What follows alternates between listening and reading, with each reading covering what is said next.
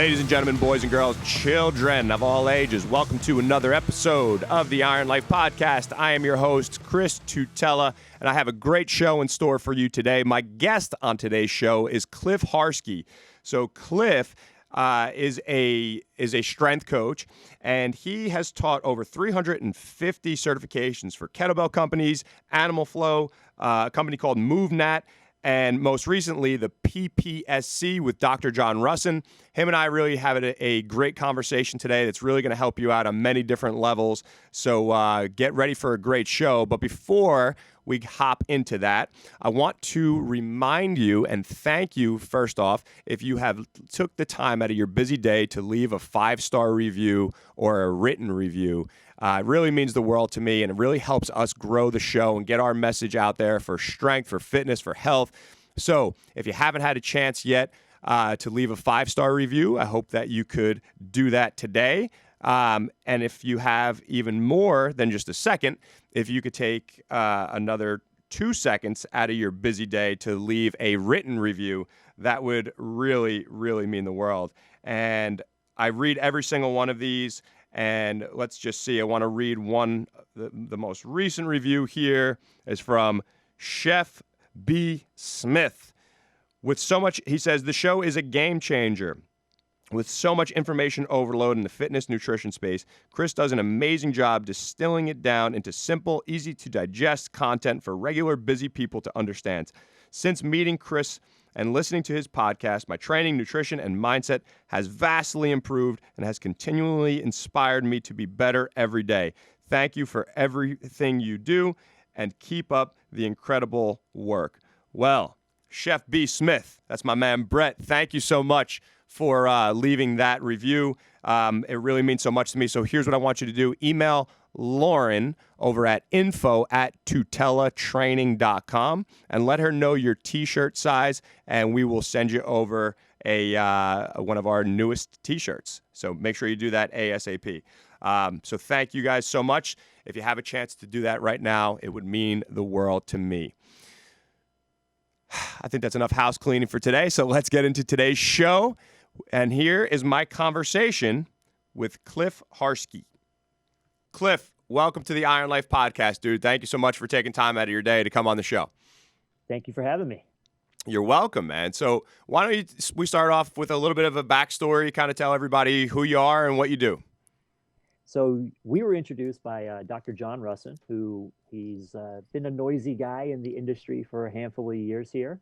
And he met me at the most recent job that I had, the biggest job that I had, which was running the personal training, the group training, all things fitnessy for a company called Fitwall, which was a bougie boutique fitness studio. We had, at our peak, we had 7, but then COVID came and kind of killed the dreams for 5 of them, 2 are still alive in Denver. I don't do anything with them anymore. But he came and did a workout, was impressed with what we did, and then he and I stayed in contact for a handful of years. He learned that my background, which was the original question, was I've been teaching for a multitude of fitness companies for about 10 years now.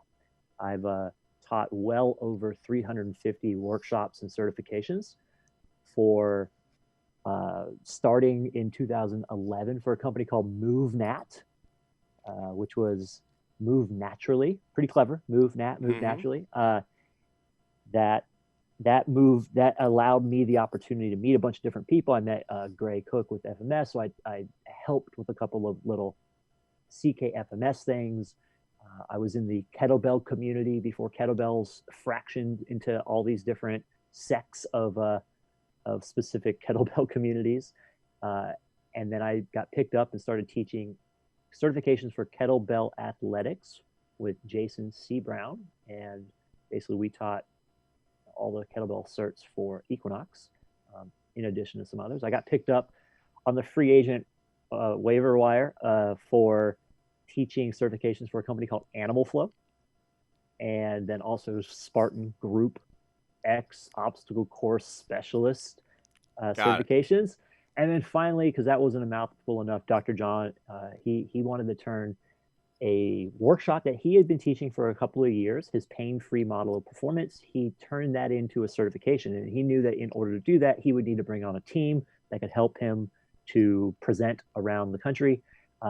Me at that time, having done well over, like I said, 300 and something certs, he knew that I could present at least okay, and brought me aboard. And now all I do is run the operations and organization for the pain-free performance specialist certification. So that's what I've done professionally. Other than that, my degree was in kinesiology. I was a manager at Trader Joe's. I played college basketball. White man can jump. You're living proof of that, sir. So then let me ask you, like, what was it that got you into, like, taking a step back before all this and all these certifications and all these courses that you were running? Like, what was it that got you into fitness and training in the first place? Was it athletics, basketball, or was it just kind of? Yeah, I basically just wanted to dunk on people. Right. I played volleyball. I played basketball. I wanted to be way above the net, slamming the ball down in people's faces on the volleyball court. And on the basketball court, I'm 6'1". In high school, I was 160 pounds, maybe, like when I was sweaty. So I didn't have a lot of physical strength. I was decently quick. I've always been athletic. I've always been able to jump. But I knew that if I wanted to compete more so, then you needed to be bigger and stronger. And so I started down that pathway. And then there's the reality that I was like that creep in the gym that's just kind of watching all people, okay? Everybody, equal opportunity, creeping on people lifting weights and going, this is interesting how the body adapts to the stress. And that's why I studied it and have moved into it as a profession. Got it. And then what was your first kind of introduction? Like, what was your philosophy back then? What was like your intro into the strength world? Was there anybody that you followed, anybody you studied, or was it kind of like just going into the gym and winging it? So my intro really was in middle school and high school. Both my parents, so my dad played college basketball. My mom was a scholarshiped dancer. And both of them, as far as I can remember, we've always had a home gym. We've always had very active parents. So I grew up in a sport-centric household, and they stayed active. They stayed healthy. So that definitely rubbed off on me. I can remember distinctly being in fourth grade when my mother was calling me a pussy because I couldn't do as many dips as her. So good incentive to get stronger. That'll certainly motivate you. You're like, damn it, I am a pussy. So it's been in my household forever, in all reality. So, but as far as when I started training, I mean, in high school, junior and senior year, we had an S&C coach in the high school program, and being able to see how I was able to hold my weight on the basketball court better immediately was the payoff. And so my philosophy on training for through college, through the first couple of years where I flirted with the idea of playing semi-pro or pro in various countries around the world, I didn't flirted with it, but they don't pay any money. So I grew up overseas, so it didn't have the allure to me. Where'd you grow up? Ghana, Spain, Romania, Australia, Virginia, Saudi Arabia, India. Oh, wow. And Southern California. Yeah, my dad worked for the government, so every 2 or 3 years we were around. So when I say I grew up playing all the sports, I mean cricket, rugby, all the sports. Oh, wow. Okay. So my philosophy. I'm sorry to cut you. I'm sorry to cut you off, just because that's interesting. So what was that like? Growing up in all those different places, man, and living in so many different cultures. So it's interesting to me because when I have conversations with people that have only been in America, so many people hold up other countries in this light like it's some sort of magical place and it's better than here. And I go, you've never lived in those places. And even when people travel, they travel to all the touristy shit. Right? They think it's magical because they go and they see the Louvre and they see the Eiffel Tower and they sit at the cafe and they smoke their little cigarette and they have their delicious croissant, and they don't realize like all the slums and shit that is actually in most of the country. Right? Like people, this used to piss me off in college. People were like, I just want to travel. It's bullshit here. America's terrible. I'm like, you are out of your goddamn mind. Like, I've lived there. It's totally different when you live somewhere versus visit. Imagine if you flipped it and you were a foreigner and you came and you visit the United States and you go see the beaches in California, but you don't deal with any of the LA traffic and see like the housing challenges that are there. Then you go to the Grand Canyon and you go to the Utah deserts, and then you go to Yellowstone, then you check out New York City in down Times Square, and you're like, this is unbelievable country. I would like, there's nothing wrong with this country. It is the land of dreams. Those tourists, they don't see the problems that we would be able to point out, and vice versa. So when you grow up overseas, it's different, obviously. For me, to be honest, it was my norm. So when people ask, like, was it hard to move every 2 or 3 years? I'm like, not really. That's what I've always done. To me, it seems like it would be harder to be in one place for 20 years. Right. But it does allow me to be a little bit more outgoing, make friends pretty quickly. You definitely don't take for granted the things that you have in the U.S. Right. When you're a kid and you're overseas, you're just pissed that there's not easy access to a Slurpee. But looking back, I'm like, yeah, I got to see the pyramids, the Taj Mahal, the Parthenon in Greece, the Colosseum. I got to see all this stuff just because we were traveling through it. Pretty sweet. Right. Yeah, that's pretty amazing. And do you have a favorite spot? I do, and I didn't ever actually live there. It's Argentina, so Buenos Aires. Wow. That I went there. My family was there, but I was in college, and I went 2 different times for a month in a row. And basically, if you were to marry Europe and South America, that's what Buenos Aires is, because you had such a large influx of Euros over there after World War II, I think. I'm not a history buff, but that's my understanding. So you got a pretty good amount of Italians and Germans that were fleeing Europe. So, I mean, there's definitely some stank on that story. But it makes for a very interesting culture down there. And the food is great. The wine is great. When I went, I was single and younger, and the women were gorgeous, and it was just a lot of fun. So that's been my favorite place to go. Got it. And do you have a least favorite?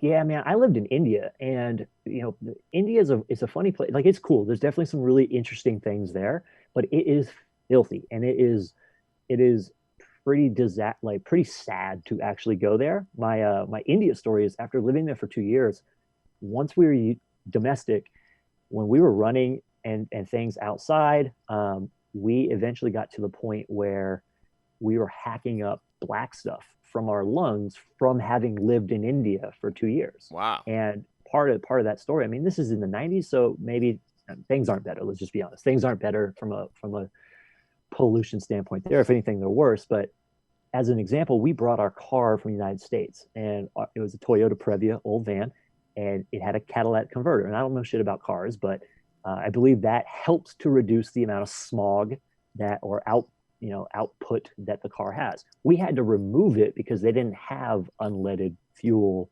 available there. And then they tested to make sure we didn't have too much of a smog, and it didn't register on their thing. Basically, their smog test there is, can I still see through the smoke? If I can still see through it, we good. Thumbs up. Yeah.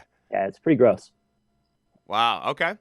All right. So now back to your journey kind of through fitness here. So that's really how you started, right? And you got everything rolling, then you were training through college and studying kinesiology. So what was like your first then step to make fitness your career? So after my first year of playing junior college basketball, I was looking around for work, and I got hired at 24-Hour Fitness, and they were going to make me into a trainer, et cetera. I had also applied at Trader Joe's. I ended up taking the Trader Joe's job because I wanted to move to Sacramento to play for a D1 school and realistically go after the high school girlfriend. That didn't work out for a number of reasons. One, never does. Kid, but yeah, it never does, right? It was a stupid idea. And then I got to Sacramento, and I was like, this place sucks compared to San Diego. I'm going back home. Yeah. But while I was there, I ended up really enjoying my work at Trader Joe's because it was just a fun place to be. And that allowed me to play around with fitness different types. And for basically for the 4 years that I was in school, I used to say at certifications, I had the best start to fitness. I was not in fitness. I was a CrossFit member for 4 months.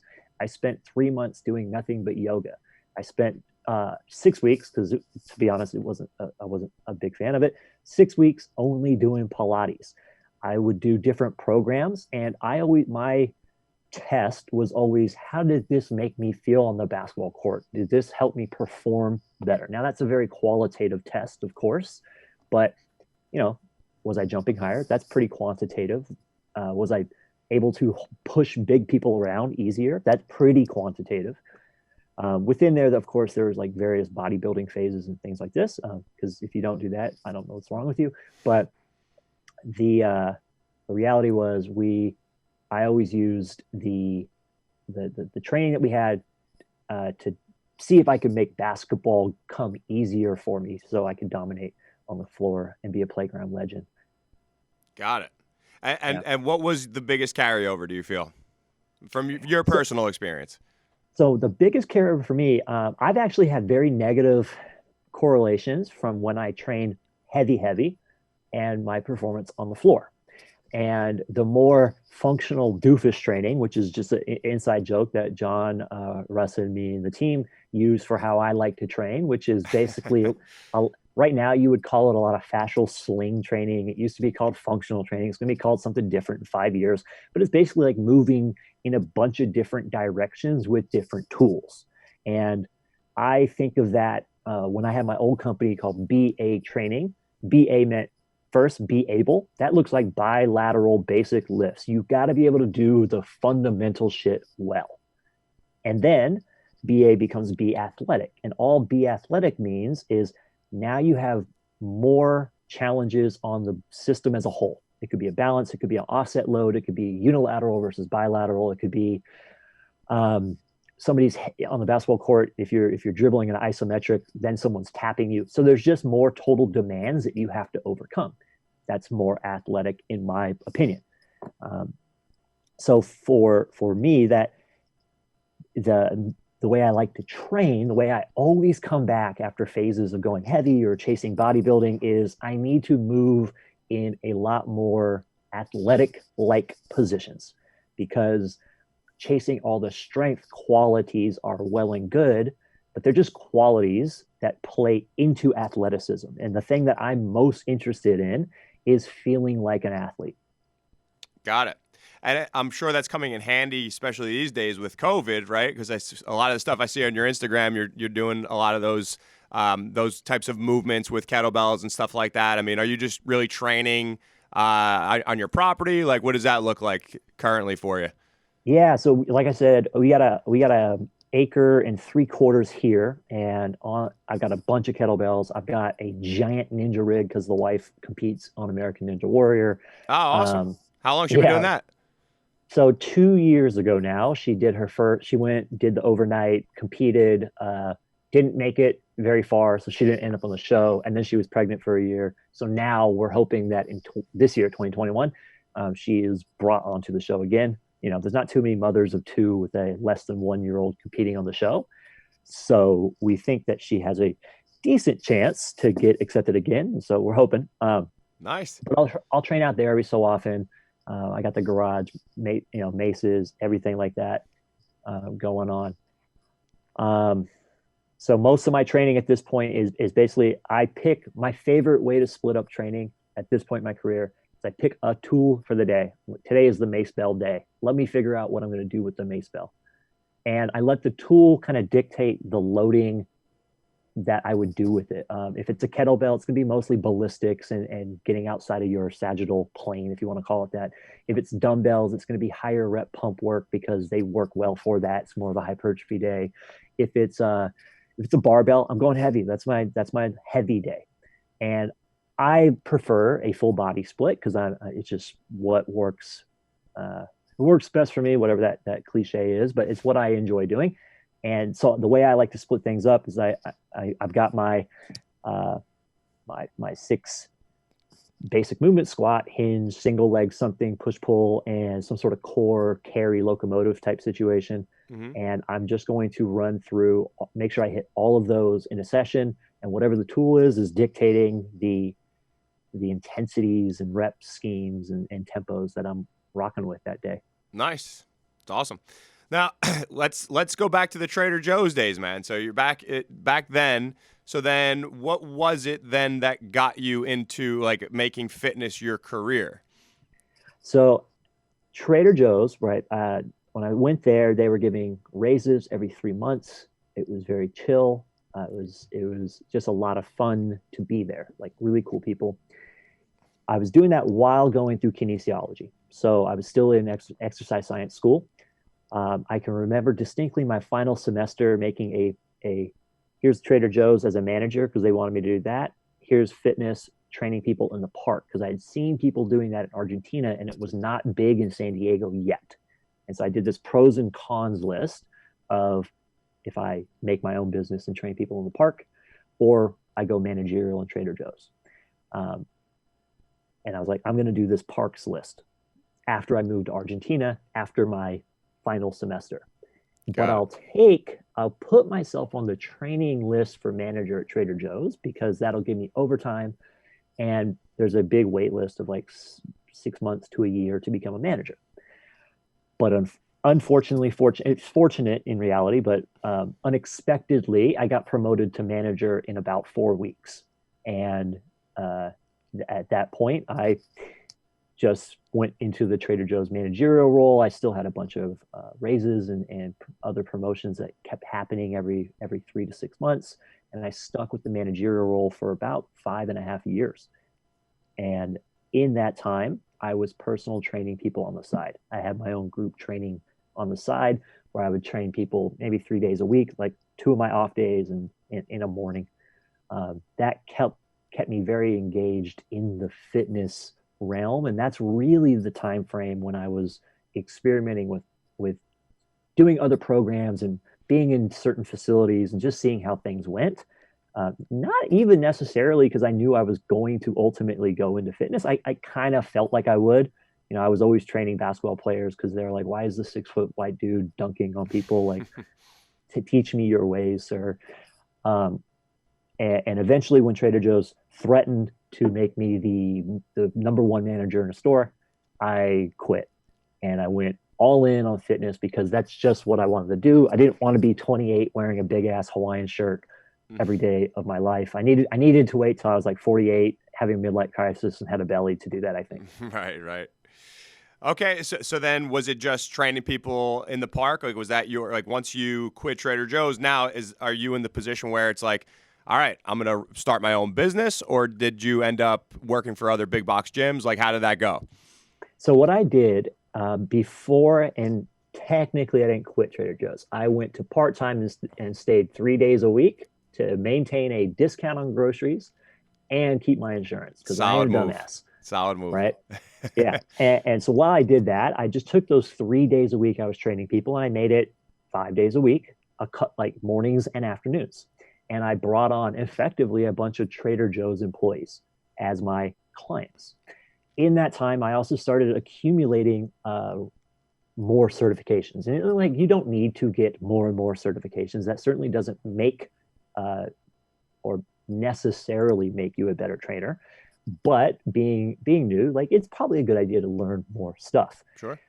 So that year would have been 2010. I got my CrossFit cert, CrossFit football, CrossFit mobility, CrossFit gymnastics. I interned at Todd Durkin's gym in San Diego, Fitness Quest 10. I got my RKC. I got my functional diagnostic nutrition. I redid my ACE fitness certification because I let my NSCA lapse. I did ultimate sandbag certification. I did the FMS certification. So I did just a bunch of shit in that year. I was like, I'm going to make this transition. I'm going to know some things. But the big break for me was that I went to West Virginia for this week-long MovNat workshop because I had read about Erwan Lecour, the French dude that runs barefoot and moves like a panther or something like this in a Men's Health magazine. And as luck would have it, I don't know if you know the name Steve Maxwell. He's one of like OGs for kettlebell training. Yep.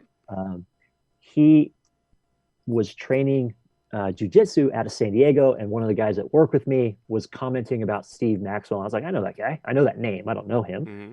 But he was talking very positively about this West Virginia. I had been listening to the Rob Wolf podcast at the time. He had been out to West Virginia, and I bought the last ticket available on an extra week that they had added on. So I went out there, did this week-long workshop. When I was out there, I got really lucky in that the Erwan, the instructor, he saw a potential in me that I could probably help teach what they're doing, because I'm decently athletic. I have a exercise science background, and he was feeling me out. Would you be interested in teaching for? And I was like, yeah, man, I'd be interested. And then what cemented it was, it turned out he and I had the same birthday, and he's kind of a mystical dude. So I think he thought it was like a sign from the stars. And I invited him to come out to San Diego, and he let me teach part of that with him. And that was it. So in 2011, I trained under him for a couple of months, and then I went on a 14-month tear where I taught 88 MovNat workshops in 14 months. Wow. And that looked like fly into a city on Friday, teach on Saturday, fly to the next city on Saturday night, teach on Sunday, and then sleep in a hotel and do it again the next week. It was pretty awesome, very fatiguing. And, I learned quite a bit about presenting, not just in the fitness realm, but like being able to hold the attention of a bunch of people and presenting to physical therapists and chiropractors and whatnot when you're just kind of like a jock, means that you got to be able to be pretty confident eventually. Right.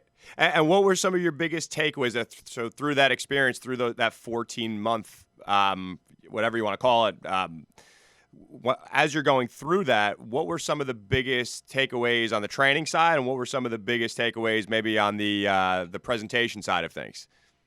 So from the training side of things, it happened to be right around the same time frame where just get stronger, just power lift everything was kind of taking off, right? And for me, it ended up working out okay, because on the weekends and everything I did with MovNat was very explorative and all over the map as far as movement options. But my main training thing I was focusing on in that time frame was lifting heavier. And so I would deadlift heavy once or twice a week, and I had a goal of doing a body weight Turkish get up with a barbell. And what ended up happening there, and what ended up happening twice since then, and once before that, is anytime I go a prolonged period of time with a very distinct focus on lifting heavy, for me personally, I end up overdoing it. I end up putting more weight on something, and it's just the reality is, like, once you go heavy enough, once you're working in the 1 RM ranges, if anything goes wrong, then things are going to go wrong. Like, you don't have opportunity to move out of position. It is inherently a little bit more dangerous. It's not absolutely problematic. We all know that. Like, it's good to push your weight and get stronger, but it is eventually going to be riskier at a certain point. So while I was traveling in that time frame, I was getting very heavy. I was putting on weight. I got up to 210, 195 now. Mm-hmm. My lifts got bigger. I ended up doing a Turkish get up with 165 pounds in a barbell, but the second rep I tried with it, I tore my left shoulder labrum because it moved back. Yeah. Not a lot of wiggle room when you got that much weight in one hand overhead. Sure. That kind of derailed the whole traveling and teaching when I needed to get shoulder surgery. I had also, while deadlifting heavy in a not quite sumo stance, I suffered a bone bruise on my femur, which is super weird. And it more than likely was like the final straw that broke the camel's back type of situation. On the deadlift, it felt like a hammer hit me in the knee. And what ended up happening is the articular cartilage on the bottom inside of the femur died, and it flaked off and got stuck in the joint line. So I got lucky. Shit. In that 2012, I had 2 surgeries 10 days apart, my knee and my shoulder. And that put a pause on traveling and teaching, of course. Yeah. So from there, I went a couple years where I was just training like a functional doofus. I started feeling better again. I started playing basketball again. Everything was going great. And then I started lifting heavy again, and it just didn't work out for me again. Right. So that's for me. In 10 years, I've been fortunate enough to have a couple of injuries that I've fully bounced back from, and all those, I say fortunate sort of facetiously, but in reality, it is a great learning tool as a fitness professional, because when I have clients coming through, I can relate to how difficult it is to be in pain, to be coming back after time off, to be frustrated that you can't do the things that you once upon a time could do. So I think it is pretty useful as a fitness professional. From a presentation standpoint, big takeaways from the 88 is you want to, and this is true for business, this is true for whatever it is that you're doing. You need to probably have a game plan for what the hell you want to do and plan. And the reason I say that is I've been to different courses and organizations and seen people present where you can kind of tell they're just making the shit up. And you see this a lot from the top of the industry, like the people that are really popular, and they're kind of resting on their popularity. The problem is that they will eventually be seen through, right? Like if eventually someone's gonna be like, hey, you just made that shit up right now. I can tell. Right. So you want to have that, but you also need to be flexible. And so MovNat, the reason I bring this up is specifically with that, I would pick a park in a city I had never been to and knew that I was going to take 20 people through an 8-hour workshop in this park that I had never been to except for that morning. And a big piece of the things that we taught in MovNat was, hey, when you are a physically capable human, you need to be adaptable. You need to be adaptive to the environment. And so we used it as proof of the concept that we had never been to this park, and we were going to figure out how to have a very worthwhile training experience in this place that nobody had ever been to, not knowing what to expect, but we were going to make it work, and we were going to be adaptive. And the reason I bring those two up, I think it's a cool question. Like, hey, have a goddamn plan, but don't be so married to the plan that you freak out and melt down if the plan doesn't work out. Because I would show up to these places and I taught in the snow. We taught in the rain. We taught where we show up and oops, there's broken glass all over the place in the bathroom in Philly. Now I need everybody to move with 30 minutes notice to another park because I can't do it here. Someone might get shot or, like cut themselves.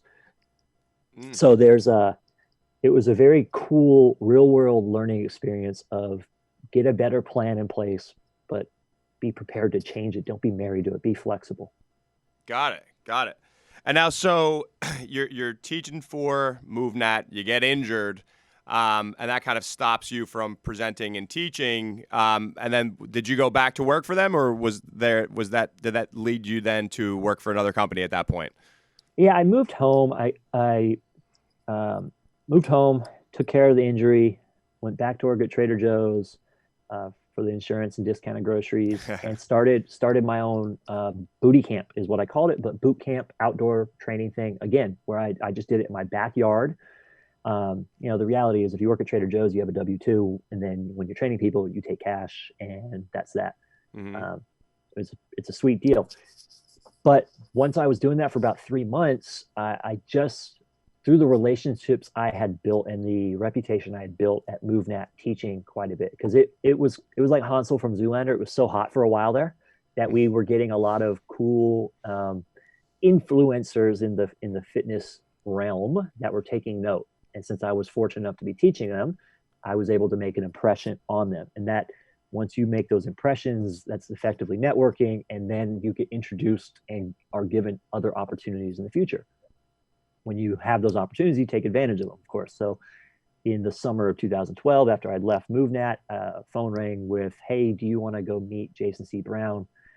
Maybe go to a kettlebell workshop with him? Yeah, absolutely. And in that discussion, I learned that he was potentially looking at moving away from the relationship he had, or the exact relationship he had with Equinox at that time, because he had just had a third baby, and traveling from the East Coast to the West Coast 2 times a month is rough.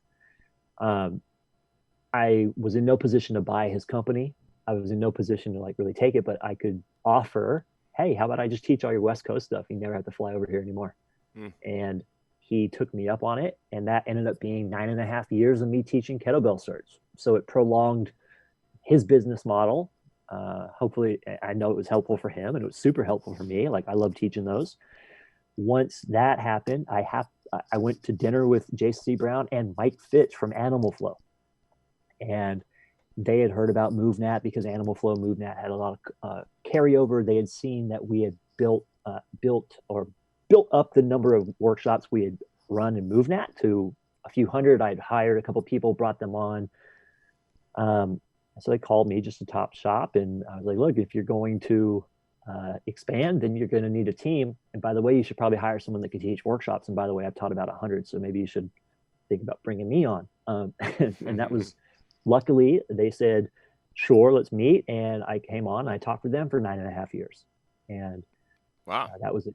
Yeah, it was and both of those things, they just play together so nicely. Kettlebells, at this point in time, we see so much of the kettlebell community being very flow-like, being very play-like. 10 years ago, everything was RKC strong first. No, you swing like this, and it's bilateral, and this is the only way to do things. And there's nothing wrong with doing them that way. It was just very structured and overly structured, in my opinion, and strict. But Animal Flow and kettlebells, they played together very nicely. So with both of those things happening, that was like my weekend job. And then during the week, I ended up with this opportunity where I got asked to teach for a brand new fitness company called Fitwall. I didn't start it. I got brought on to teach because they wanted to pay people $100 a class. And I was like, yeah, man, I will teach anything for $100, a 30-minute class. I just won't ever post about it on social media if I don't like it. But unfortunately, like I can be outspoken. I can be opinionated. And when I was there, they didn't have a plan for what they wanted to do with the classes and how they were going to operate. And so I shared what I thought they might want to do. And fortunately, they offered me the position to run the fitness there. And that was with the first studio that opened in 2014, maybe 2013, actually. And we ended up with 7 total studios, including a few franchises, and things were looking pretty good. We built out a very unique offering with how we do things. In fact, now with COVID, it's kind of the perfect scenario. Everyone has their own station, their own tools, their own space. They don't have to share equipment. So it's exactly what people had to do. Right.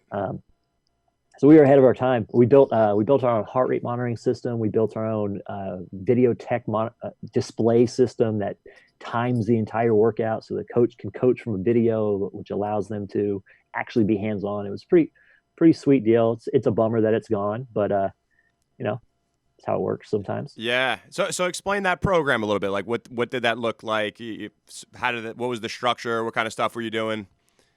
So that program, it was a group fitness model to start with. And so when you're entering into a group fitness model, you have to take certain considerations into play, right? Like, how can I fit the most amount of people in here? How can I be time efficient with moving throughout the class, if that's what I have to do?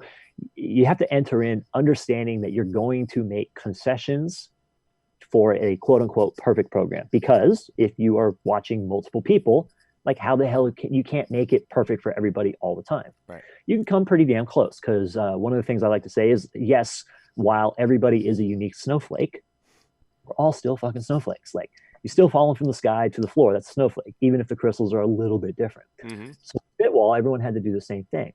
We're looking at, okay, now we need to think about, this is a business. And the reality with fitness businesses is that, I think, especially in group fitness, results are important, but they might not actually be the number one most important thing for the health and success of the business. Mm-hmm.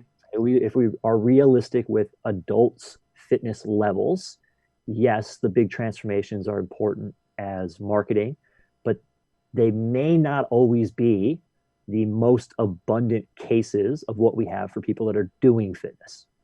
Really, most people are trying to just stave off aging, stave off getting, putting on fat. They're not necessarily capable of dedicating their diet changes, of dedicating the effort and workout timeframes needed to make this dramatic transformation. They certainly happen, and we had a lot of them happen at Fitwall. We really were fortunate to have some great results. But the reality is 80% of our people are just coming in to check the box that they're working out, right? They're not going to make the huge changes. They're not going to sleep more. They're not going to turn off TV at the time they need. They're not going to eat more protein because that shit takes work. And they need a specific point in life to make the decision to make those changes. We'll see them, a freshly single divorcee, a coming up to their wedding. Like, we have these instances, someone that just got bad news from their doctor. We have these instances that are available for people to make these massive transformations, but generally speaking, until something spurs them in that direction, they're just going to be like me right now. Like, I'm just kind of staying the same. I'm happy with my strength levels. I'm happy with my leanness levels. I got 2 little kids at home that don't sleep, so I can't push it too hard, otherwise I'll probably hurt myself. So I'm just enjoying myself and staying healthy and fit, right? And there's definitely like the hardcore S&C crowd out there that's like, if you're not gaining, then you're losing. And I'm like, well, no, you kind of sound like an asshole. It's probably not the reality for 80% of people. So with Fitwall, I'm like, okay, we definitely need to have results for the 20% of people that are definitely all about the results. For the other 80%, we got to think, how can we keep these as clients that keep paying us so we can stay in business? And the biggest reasons that people quit fitness is, one, they get hurt. Okay, so that should be easy as a fitness facility or provider to make sure it doesn't happen. Don't ask them to do stupid shit. Just simple as that. Like, make good decisions. Don't start your workout with burpees when people aren't warm. Don't have people deadlifting deficit deadlifts when they had never deadlifted before. Don't do high rep deadlifts that are bouncing. I don't know. Like, there's whatever your training thought process is, there's some really easy ways to not hurt people. Mm-hmm. Here's one. This is an easy takeaway for people, for any coach, any trainer. Imagine every workout that you program for somebody. Think about how it would feel if you did it if you were wearing a 25-pound bodysuit. Like, how difficult would the workout be if you had extra 25 pounds of weight on you that wasn't contributing to the movement? Because that's what our clients are doing. They come to us with 25 pounds of fat, 25 pounds of tissue that is not helping them perform the task. And they are weaker, less conditioned than we are. So when you program high rep box jumps, or you program burpees, or you program these things that we don't necessarily think of as being too difficult, and like, imagine how much that would suck with the weight vest on. Sure. So don't hurt people, obviously, right? It seems obvious, but rule number one as a coach, right? Do no harm. Yeah, it's like, it should be so damn obvious, but like, the high number of high intensity based fitness options out there, unfortunately, hurt a lot of people. Sure. And the second thing is, people quit fitness because they get bored. And this one hurts the feelings of the people that are like, no, it's just linear progression. Week after week, get stronger, do the same thing, get stronger. Yeah, like, reality is, a lot of people don't care if they put 5 pounds on their back squat. They don't. Like, their novelty of moving from a goblet squat to a single rack kettlebell squat is enough to keep them engaged. And so you might as well do that. And if you look at actually a lot of programs out there that are successful, whether it be, Westside's not obviously a group fitness model, but like the fact that they switch the lifts every single week because it's close enough to drive similar adaptations, but different enough to not let you stagnate, right? Like, that's effectively what we're doing with clients. It doesn't mean do everything completely different, but just change it enough to keep the interest. And so that's my operating assumptions in running fitness classes for groups, is that don't hurt people and keep them interested. Mm-hmm. Make sure that after that, whatever you're doing will drive results, assuming that they pick up enough weight, give it enough effort, and don't eat like an asshole, right? So if these boxes are all checked, we have recipe for success. So from there, the way that we split up our group training, and it's how I would probably like to do my own, and probably how I do my own right now, Mondays and Tuesdays, we made them very strength focused. The goal was more more time under tension, not from a hypertrophy standpoint, but from like in challenging positions to get stronger in weak spots. That looks like deep lunge, iso holds, or deep lunges, eccentric focus. It means pushing people to pick up as much weight as they can comfortably. That's Mondays and Tuesdays. Wednesdays, Thursdays was our interval days where it's like do functional stuff, make them sweat hard, kettlebell swings, jumps if it's appropriate, assault bike sprints if it's appropriate. And then Friday, Saturday was an endurance-y. We called it cardio because people want to hear the word cardio. And when they sweat and breathe hard, they think it's cardio. And I don't need to say this is actually strength endurance day because that doesn't mean shit to Sally, the mom that hasn't worked out 5 years. Yeah. Right. So we called it cardio day because they sweat a little bit and their heart rate. And then Sunday was mobility. And so what we did is we built it that way specifically. So it was strength, interval, cardio, mobility, because most people work out 3 days a week. And I was like, look, just come every other day, Monday, Wednesday, Friday. Then you get a strength, an interval, and a cardio. It's everything you need in 1 week. Mm-hmm. Tuesday, Thursday, Saturday. Some combination of those things, and you're going to hit all the things that you need to have a complete program. Because when you're building a group fitness program, group fitness, one-on-one's totally different, but group fitness, like you don't know when people are going to come in. And so you have to, if they're going to, you need to build the program so that they can come in any combination of days in the week, and it's not going to be overkill on any one exercise. It's not going to be overkill on any one body part. It's going to be a nice blend of things that fits their schedule, because convenience at the end of the day is probably a pretty important thing to consider for them coming in regularly. Sure. I'm sorry, go ahead. And we ran the same program, so the same 7 workouts for 3 weeks in a row.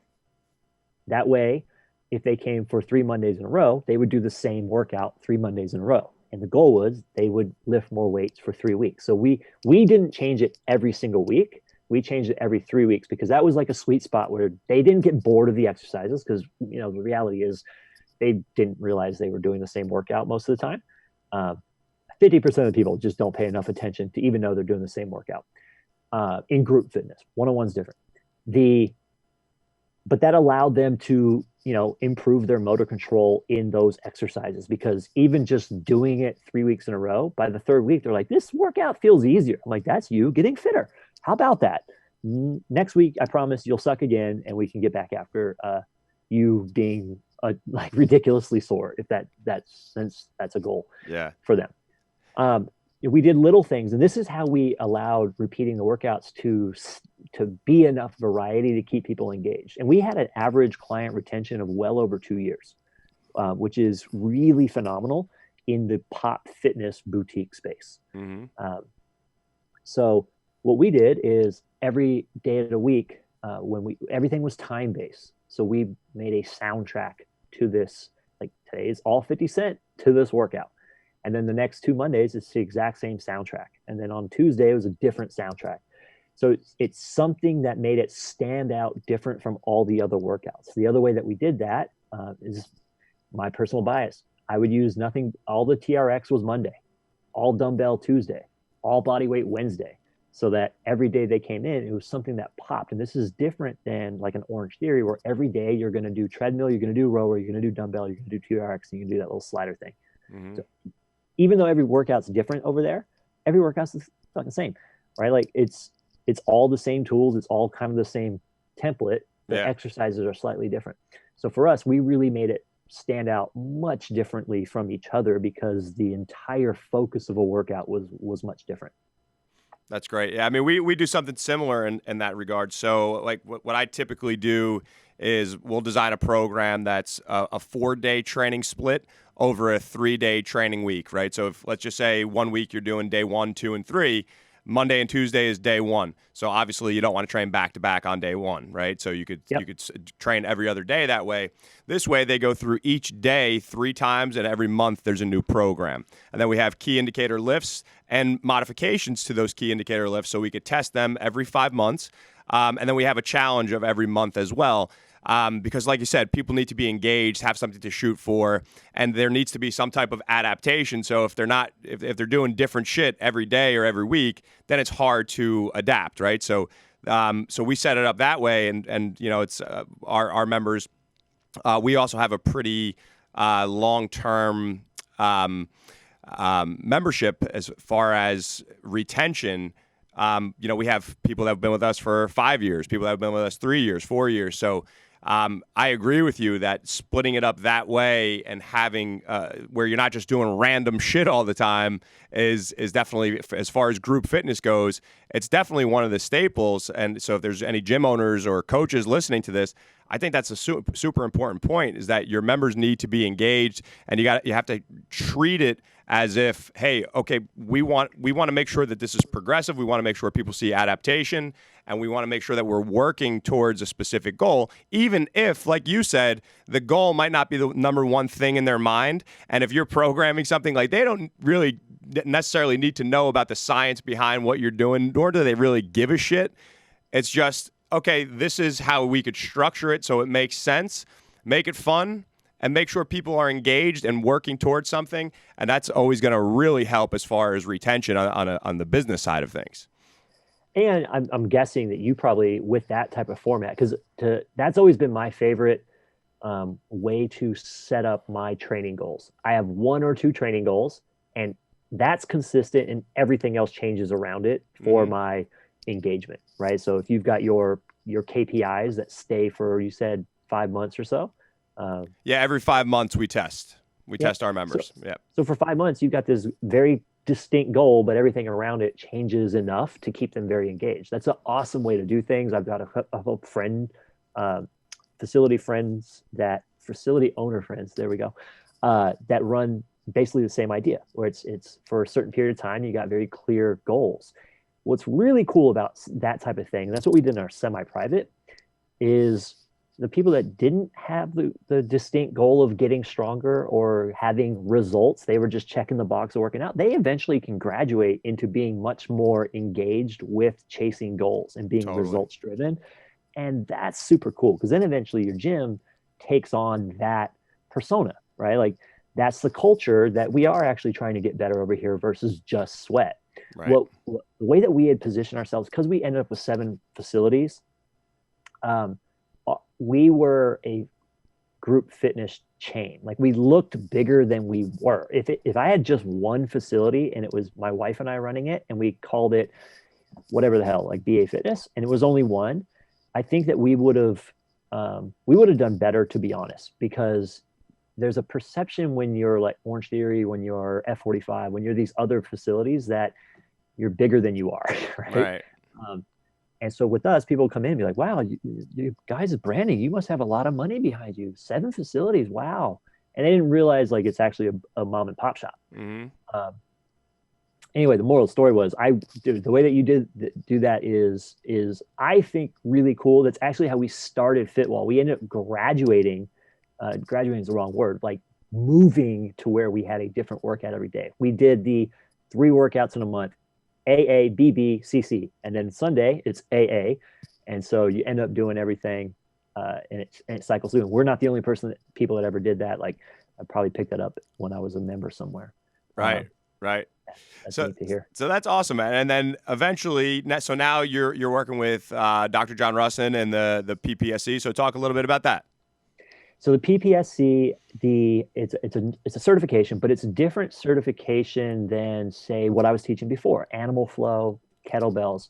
In reality, most certifications out there are what I call exercise certifications. You go, you learn 5 to 12 exercises, you learn a little bit of how you would maybe put that into to a larger program, but really it's a specific exercise certification. Then you've got a couple of certifications out there that are systems certs. FMS is a system cert. PPSC is a system cert. And so it sits in this in between. You got your base level certifications, which are your NSCA, personal trainer, CSCS, NASM, et cetera, et cetera, et cetera. This is like, hey, you at least know a little bit theoretically about exercise. Cool, that's your base. Most people need that for insurance and whatnot. Then people get their exercise. A lot of people skip this systems bit. And what it allows for is helping people make better decisions on programming and how to outline a training day. It is more specific to one-on-one coachings, but since I've got a background in group, we've applied a lot more systems to how to run it in a group setting. So what it effectively covers is a warm-up, which sounds ridiculous when I say it like that. Like, oh, cool, you're going to teach us how to warm up in a certification. But the reality is, I've gone through NASM, I've gone through NSC, I've gone through ACE. And the warm-up sections in those is kind of like it's something that a lot of people don't give a lot of attention to. It's like, all right, well, they're going to be here 5 minutes, kind of get them warm and sweaty. But, you could do a lot better than that. Normally, when people do a lot better than that, they go way too far in the other direction. Then you become the corrective exercise specialist, and your warm-up takes you 30 minutes because you're doing activation drills for your pinky toe and your earlobe and everything in between, right? And so you got two extremes. You got somebody that just doesn't do shit for their warm-up. They just walk on the treadmill. I don't know, come over here. And then you got the other person that is, got a stethoscope out and thinks they're a doctor.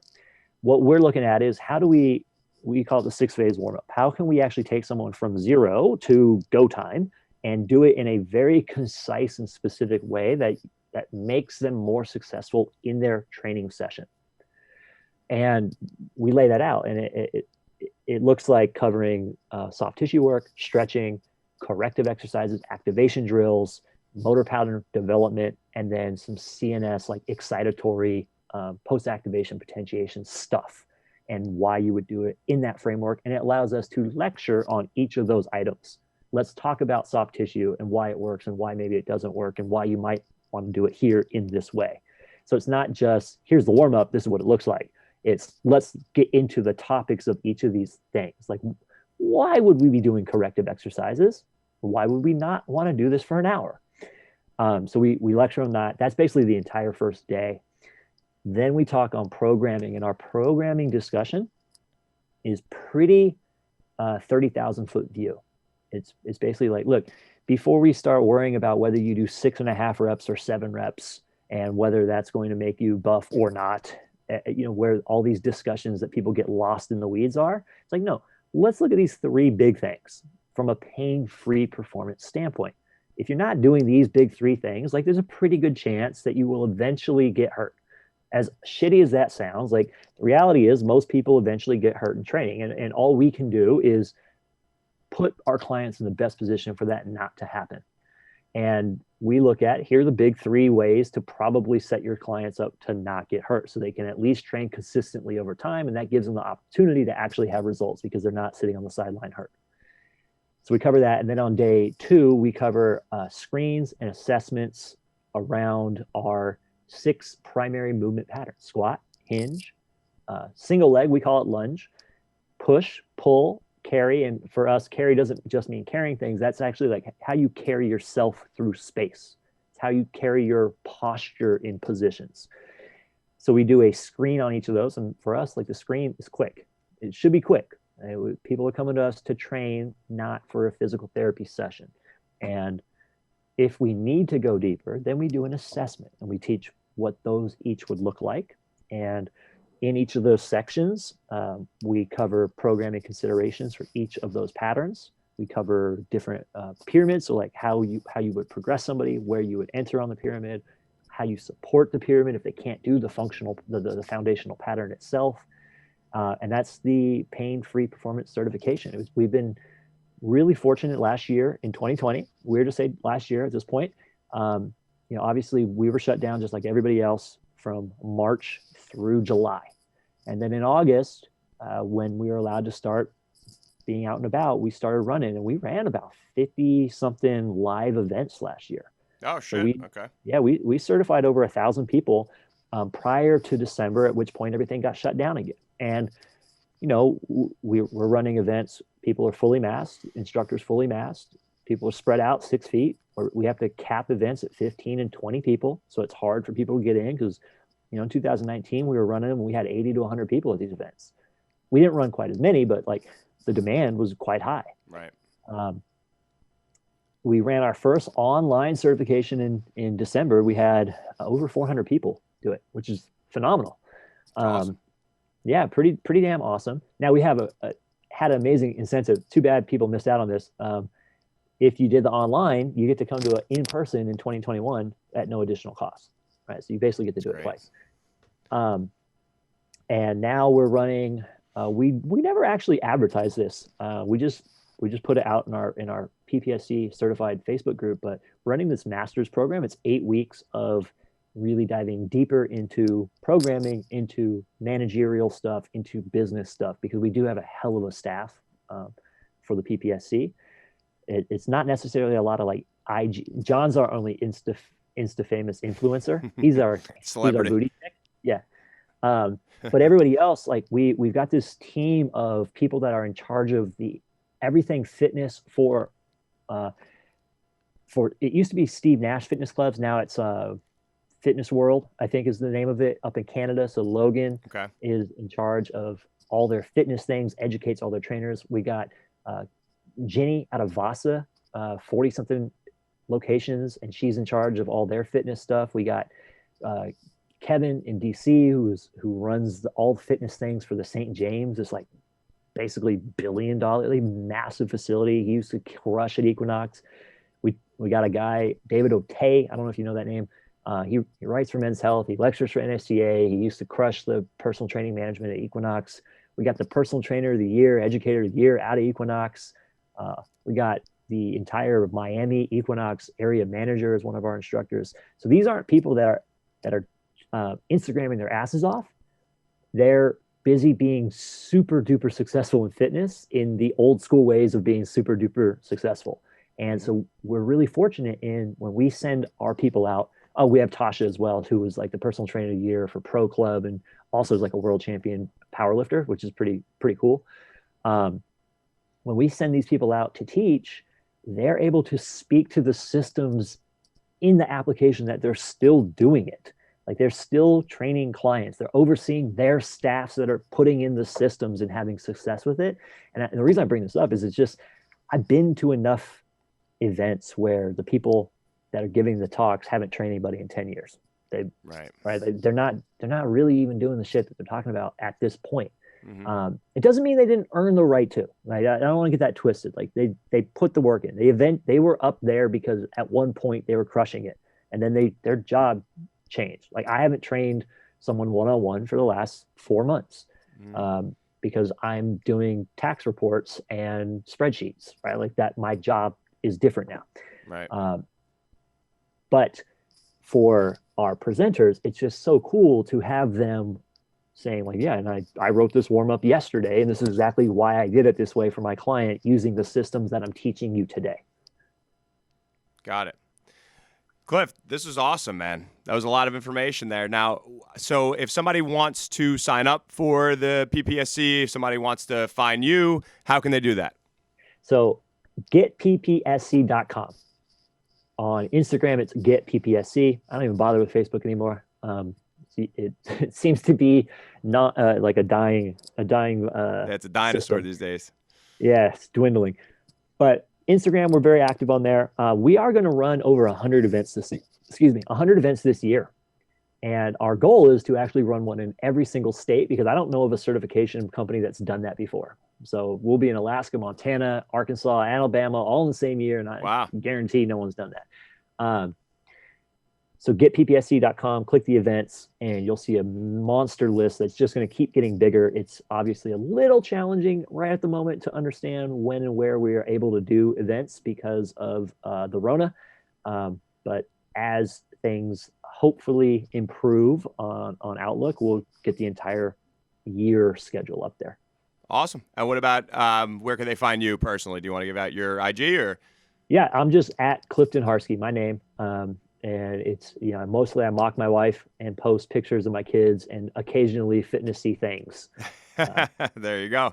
Yeah, it's a fun game. Awesome, dude. Well, thank you so much for taking the time out of your day. Just hang on the line for a second before we wrap up here. But guys, Absolutely. I want to thank you so much for tuning into today's show. Make sure you go follow Cliff. Make sure you head over to just say it one more time, Get PPC. Get PPSC. PPSC, sorry. GetPPSC.com, right? Yep. Make sure you head over there, lock down a spot. I've been through the cert. It's amazing. So make sure you guys head over, and we will catch you next week on another episode of the Iron Life Podcast.